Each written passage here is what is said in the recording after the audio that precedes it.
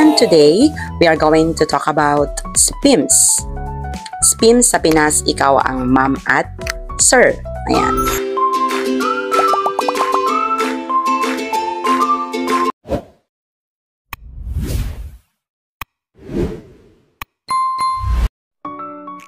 Hello, good morning once again. This is Teacher Timmy. Welcome to my channel, Teacher Timmy Talks. And today, we are going to talk about SPIMS. SPIMS sa Pinas, ikaw ang ma'am at sir. Ayan. So as we continue with our topic SPIMS, here are things you need to know about SPIMS.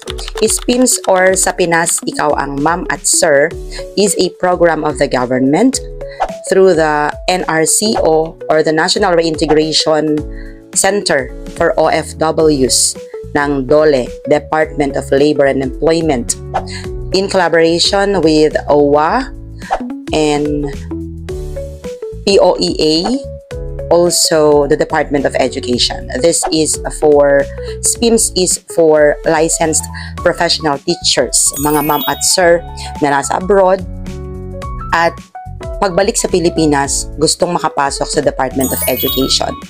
Para din po siyang application ng regular ranking, pero yung regular ranking is for everyone dito sa local, sa Pilipinas.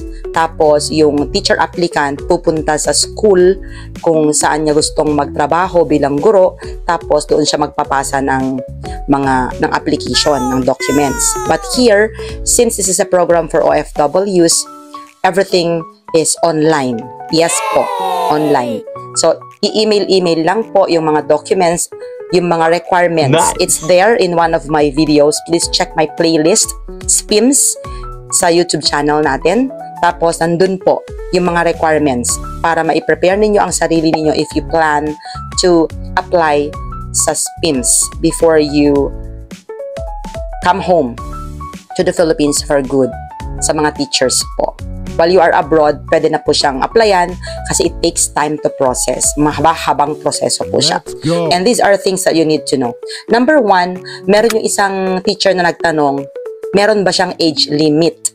As we all know in the government, syempre, sa mga teachers, ang age for retirement is at 60. Di po ba?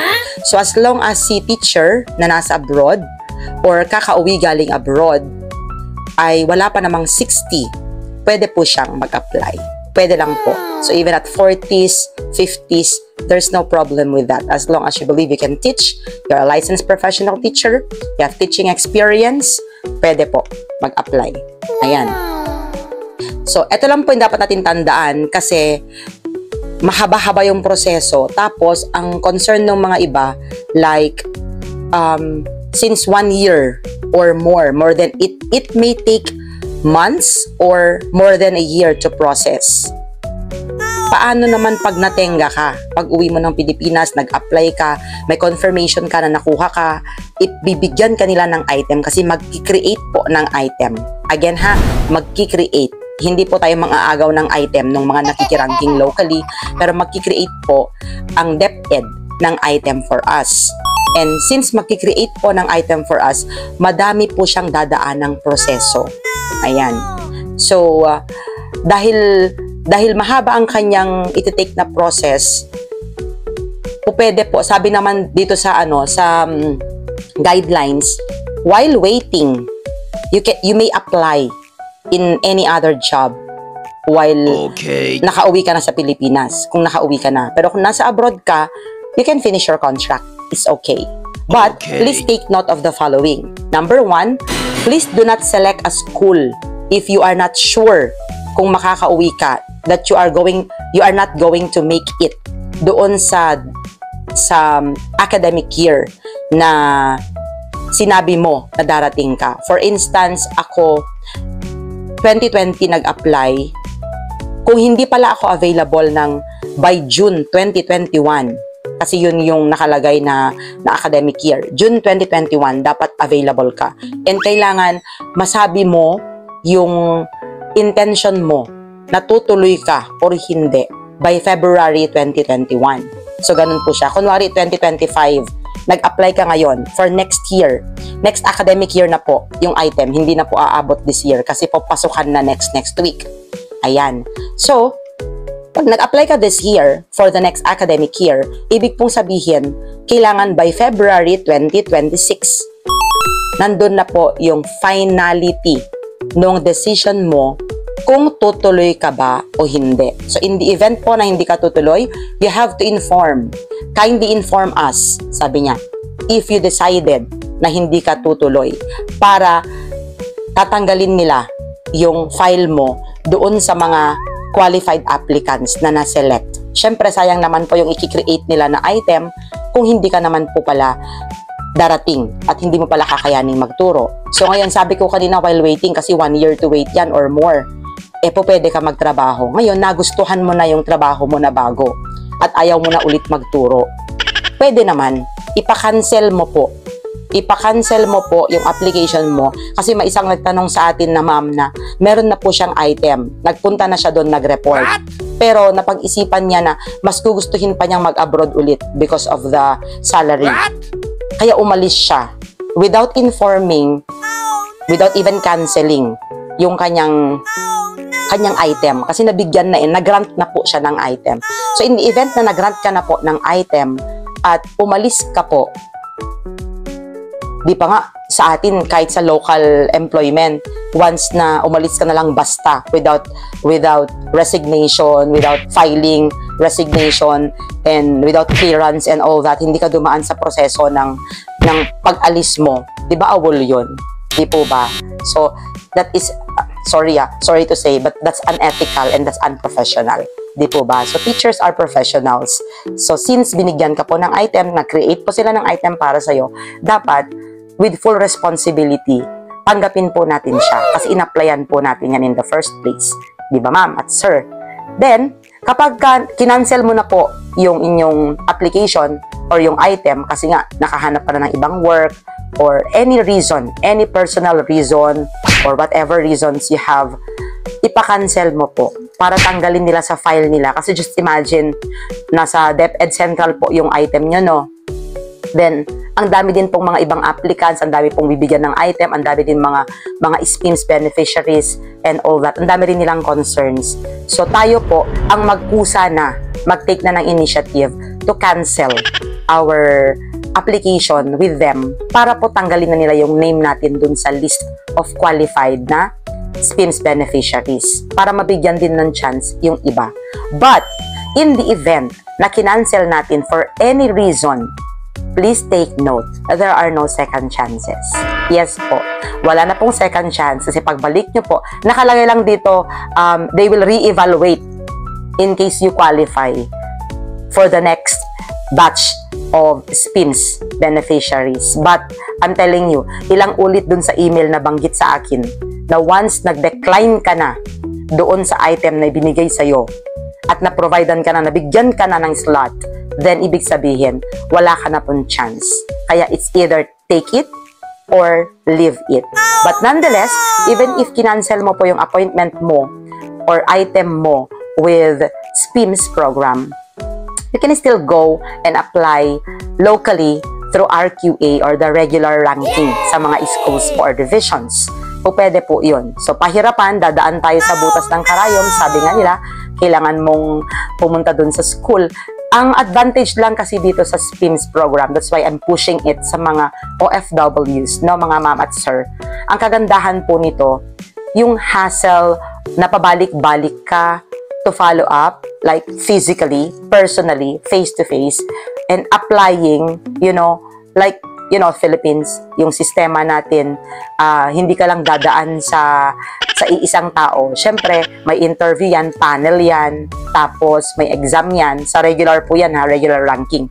And then, bubusisiin nila yung papel mo kasi point system po yan, may experience ka ba, yung eligibility mo, yung qualifications mo, ano ang edge mo, just like normal employment process na of all applicants, why you?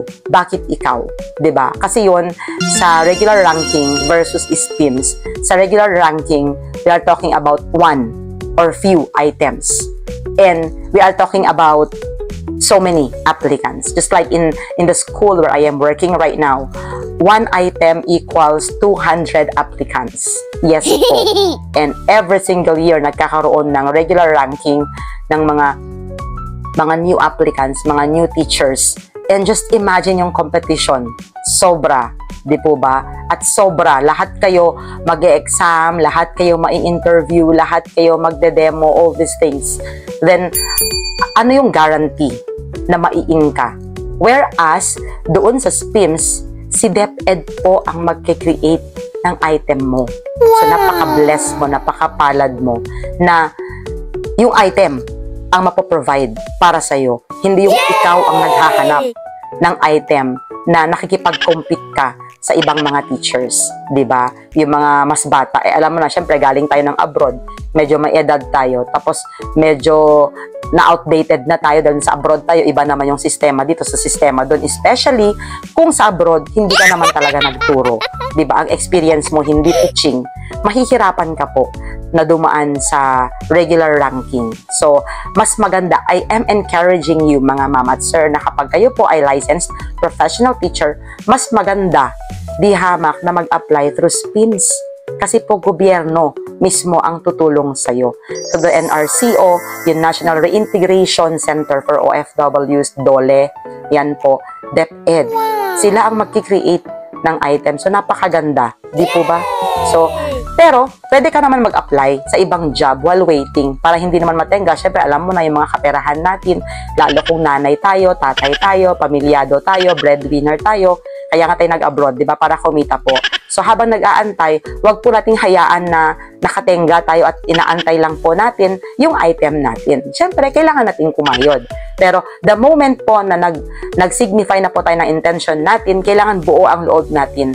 Hindi yung atras-abante po tayo. And then, nakalagay din dyan, doon sa last letter, isa sa mga last letters nila sa akin, please check if you are qualified din doon sa DepEd na requirements. Make sure that your level of specialization, yung degree, yung LET, yan, ganyan, i-check nyo mabuti.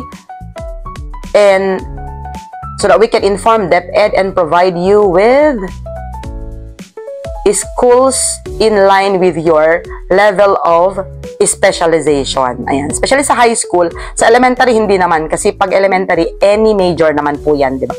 Any field of specialization. Pero pag high school teacher po kasi, kailangan din nilang hanapin at i-create yung item, syempre, na depending on your field of specialization. In my case, my major is English po. Ayan. But currently, I am teaching GMRC or Values Education kasi nung bachelor's degree ko naman ng college, minor ko naman po ang theology. Ayan. So, okay lang naman. Tapos yung master's ko po is Values Education. Ayan po. Then,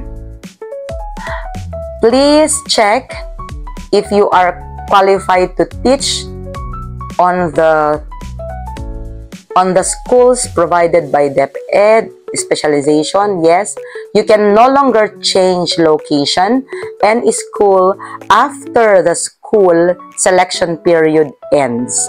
So, kailan po yun? February. By February of next academic year, kung kailan ka po magtuturo, hanggang dun lang. So, sa akin, I was given 3 options for the schools na pagpipilian. Before February 21 ng 2021, nakapag-finalize na po ako at sinabi ko po, ito na po yung school na napili ko. So, hindi po tayo pwede magpabago-bago. Anyway, sa mga iba po, like, mostly mga na-encounter ko na mga SPIMS beneficiaries, they only have like one school. Wala po siyang option. I believe personally na due to considerations like number 1, teaching experience. Because before I went abroad, I taught here sa Philippines in a private school for 5 years already. And sa abroad po, nagturo ako. I was a teacher there for 10 years. That's why, considering that, I think that's the reason. Kasi yung mga iba na isa lang na school ang binigay, wala pong option. Sila po yung mga walang teaching experience, yung mga ganon. Yung isa doon is earning units, bago lang siya na let passer, yung mga ganun. So, freshies, ibig sabihin, sa teaching field, ay walang option. Isa lang talaga. Pero pag may mga teaching experiences po kayo, counted po yun. Dito and abroad. Yan po ha, mga ma'am at sir. Take note of that.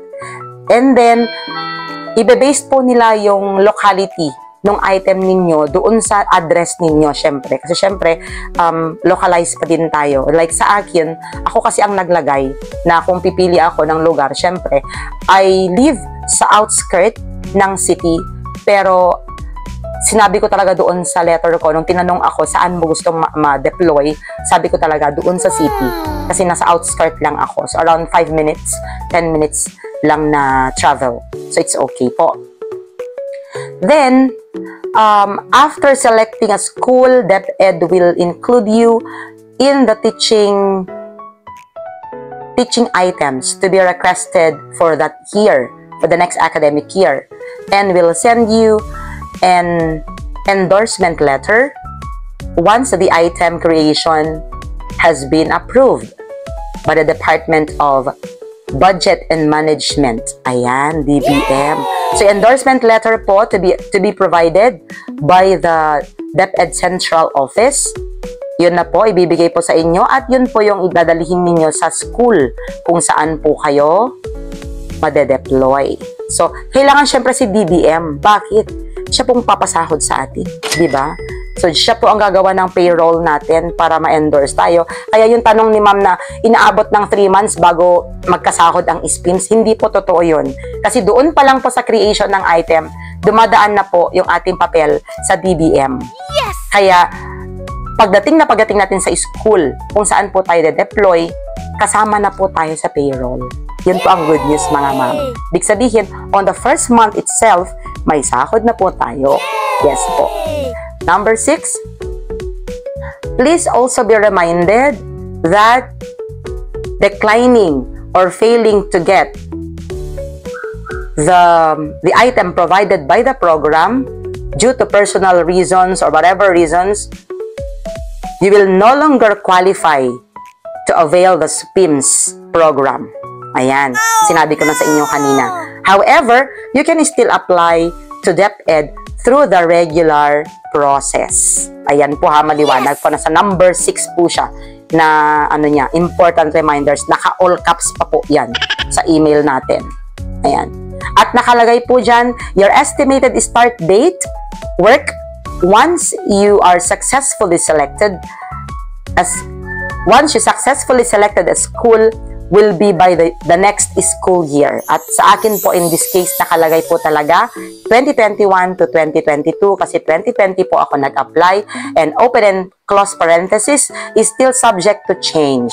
Bakit? Depende po yan sa opening ng academic year. And that time, opening natin kasi was like August or September. But this year, 2025, mag-i-start na po tayo mag-open by June. And June to March na po ulit ang academic year natin. Kasabay ng bagong curriculum ng senior high school. Diba? Nakakaloka. So, number 8, please ensure that your PRC ID is not expired. Ayan po. Tapos, while doing so, you may also want to prepare other documentary requirements. Kindly see the attached file. Meron na. Sinabi ko na po kahapon yung mga requirements while waiting for your creation ng item. Ayan po siya. So, yun lang for today. Ang pinanggalingan po ng email is the National Reintegration Center for OFWs, Department of Labor and Employment, NRCO, DOLE.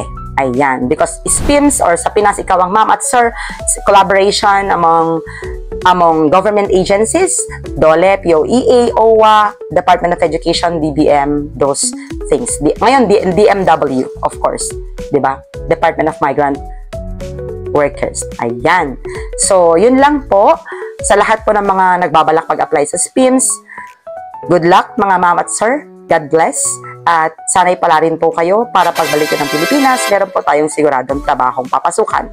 Mahirap pong maghanap ng trabaho, syempre kaya nga tayo nag-abroad para kumita, para sa pamilya, para sa ekonomiya. At sana mapag-isipan ninyo na kahit gaano tayo katagal sa abroad, babalik at babalik po tayo. At mahirap yung bumalik na wala kang fallback.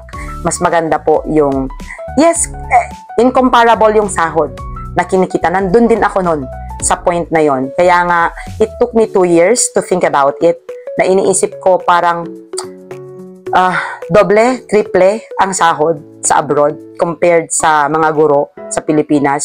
Wow. Kung nasa teaching profession ka din sa abroad. And bakit pa ako uuwi, di ba? Pero, come to think about it, for family reasons, for personal reasons, and for long-term reason. Retirement goal, long-term goal, wala pong forever sa abroad, mga ma'am at sir. So just a reminder, nagkakaedad po tayo. Yes, age is just a number, pero pag mga 40s ka na, ramdam mo na yan. Alam mo na ang sinasabi ko, ramdam mo na yan. Mahirap siyang i-deny, pero tatanda tayo, hindi kakayanin ng katawan natin, and balang araw, papalitan ka. Kahit ano pang position mo dyan sa abroad, kahit gaano pa kaganda ng trabaho mo sa abroad, kahit pa gaano kalaki ang kinikita mo sa abroad, isang araw, papalitan ka ng mas bata, mas malakas, at mas magaling sa'yo. Diba? At yung company mo, nandyan ka man o wala, nandyan pa din yan. Kaya isipin po natin ang sarili natin, isipin ang future natin, isipin ang retirement goals natin. Kaya mas magandang come home, diba? Come home for good, come back to the Philippines, at magsilbi tayo sa sarili nating bayan. Yun lang po mga ma'am at sir, maraming salamat. Please follow for more, subscribe for more content like this, Usapang OFW, and I'm also a financial literacy advocate.